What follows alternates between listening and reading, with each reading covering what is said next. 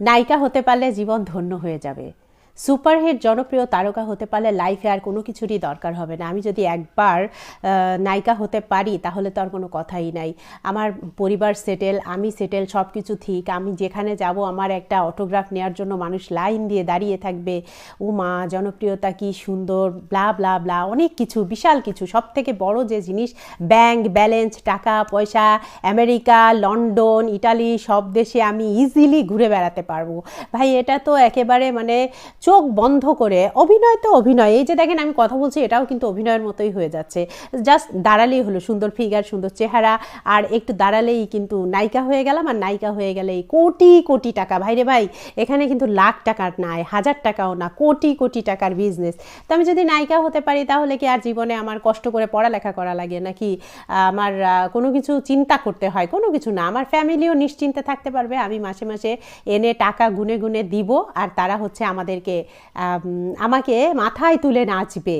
আহারে, কি সুন্দর একটা সুযোগ! এই সুযোগটা তো কোনোভাবেই হাতছাড়া করা যাবে না। হ্যাঁ, আমি নায়িকা পপির কথা বলছি। তিনি নায়িকা হয়েছেন এবং রিসেন্ট তার একটা লাইভ ভিডিও শেয়ার করেছেন, যেটার মাধ্যমে আমরা তার পুরো পারিবারিক জীবনটা জানতে পেরেছি, যে কি ভয়াবহ নৃশংসতার শিকার তিনি।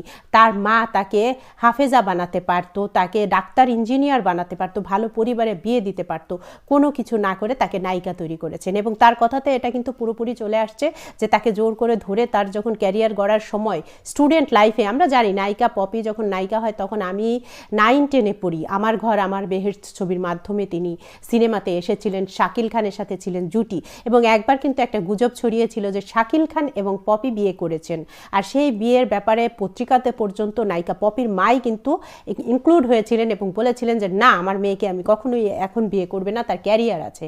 মেয়ের ক্যারিয়ার দিয়ে তিনি আর কি মোটা অঙ্কের টাকা কামিয়ে হাতিয়ে নিজে বাড়ি বানিয়েছেন, অন্য ছেলে মেয়েকে অমানুষ করেছেন, যাকে বলে স্মাগলিং, এবং বাজে পথে নিয়েছেন। আর পপিকে তো বিয়ে করতেই দেন নাই।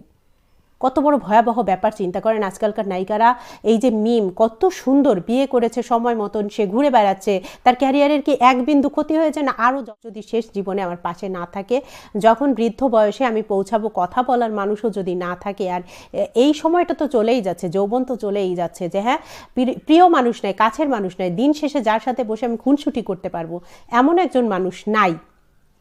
এটা কোনো জীবন? এটা তো রোবোটিক্স। রোবটও এমন না।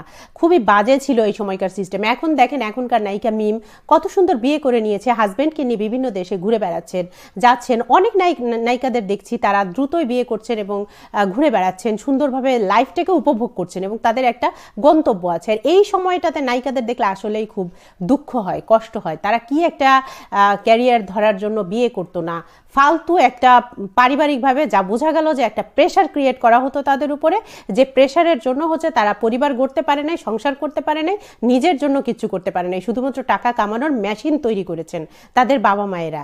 এটা কি জঘন্য আর কি বাজে ব্যাপার। দেখেন, নায়িকা হলেই যে জীবন সুন্দর হয় ব্যাপারটা কিন্তু এমন না। নায়িকাদের জীবন যা দেখলাম আরও ভয়াবহ, আরও কষ্টের, আরও কঠিন। তাদের স্বাধীনতা নাই, তারা শুধু অন্যের জন্য মেশিন হিসেবে কাজ করে যাচ্ছে। খুবই ভয়াবহ, আসলে মর্মান্তিক। এদের ব্যক্তিগত জীবন যখন চোখের সামনে আসে তখন আসলে ভয় হয় সব কিছু দেখে।